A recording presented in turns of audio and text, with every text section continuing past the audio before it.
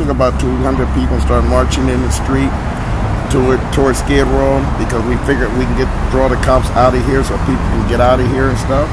And we marched all the way up to 5th Street, and then we marched to Broadway, and then we came back on 1st and Broadway, and the cops were there. And I saw the Deputy Chief Howard, who I know from my organization. I goes, hey, this is wrong, man. This is wrong. Why are you doing this to us? And he says, Vidal, you and the Joe from LAPD, you need to get out of here right now. Get out of here. And he started calling all these cops. Are you going to leave? Okay, we're going to leave. We're going to walk across the street. I'm not leaving. I'm walking across the street. So we start walking across the street the other way, and he says, get him, get him. I was handled very roughly. I was yanked after pressure points were put onto my cheek, and my leg was twisted by an officer. They slammed me on the ground, put me in compliance hold, put their knee in my back, quit resisting. I was not resisting. I'm being peaceful. I'm not resisting. And the more I said I'm not resisting, they kept screaming, quit resisting. The more they did that, more cops came, started jumping on me, putting their foot on me, kicking me on the ground, squeezing my hand, and they put us on the bus. My partner released me from the side of me and was carried off. I did not go limp. They just carried me off, but they claimed I went limp. My hand, and they put us on the bus.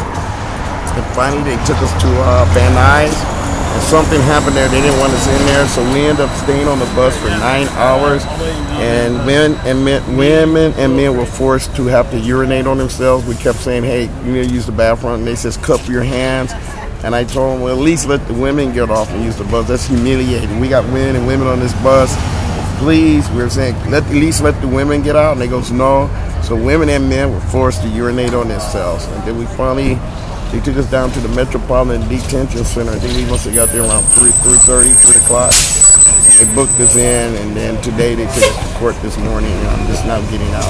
Were you violent with the police at all? No, I was never violent with them. Oh, we were taken into the male penitentiary jail across the street at Metro, and I was held with 16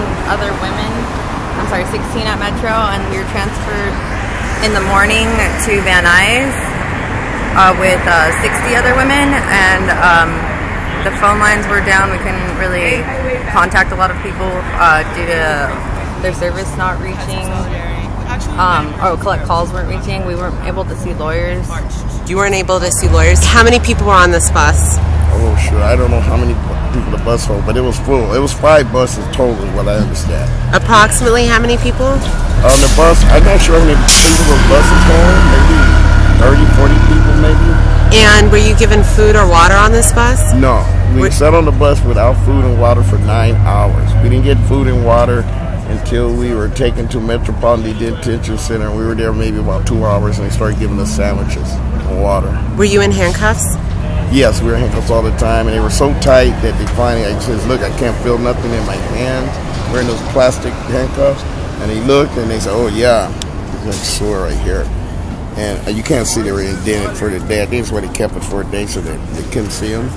And he goes, oh yeah, those are too tight. I goes, I can't even feel my fingers. So they finally took them off, put some more on, and then they put it in the front. And they had us in a parking lot at the detention center, women and men, on the concrete on the floor. And then they finally processed us in. Was there air conditioning on this bus, or heat, or any of that? We kept asking them. They wouldn't do it. And finally, I guess they got tired of smelling the urine, and they finally turned on the air conditioner. There were people held in the loading dock that I was unloaded in for at least 12 hours. I was unloaded at probably 1:30 a.m. on Wednesday, and I left the downtown facility at approximately 3 p.m. yesterday, and I saw people still on the cement floor in the garage in the loading dock who I had been unloaded with, and so I know that they were there for at least 12 hours on the cement floor, not able to move their hands, like they were fully handcuffed. Have you heard if they were able to take bathroom breaks or anything like that? I was allowed to take a bathroom break when I first got there, and some people were, but the officers showed a lot of favoritism toward women, and they definitely marked out some people for abuse. If they decided that they were troublemakers, they would just disregard their requests and not give them anything. Okay. Were you given water? There was a fountain nearby the sink by the toilet. Did you have a cup for that water? So you were expected to use your hands. Okay. Was there soap? clean your hands? No soap in any of the jails. So there was no soap to clean your hands, but you were to drink the water. Okay. And was everyone treated the same way that you were? Is that your understanding? I don't want to speak for everyone, but for the most part, I believe so. Did you receive all your belongings back? I'm missing $20 and my driver's license. You're missing your driver's license. I occupy because I want to see a just and equitable country that we do not have right now. And I'm occupying for the political prisoners. I'm occupying for poor people. I'm occupying for to abolish this system that's based on profit and not people.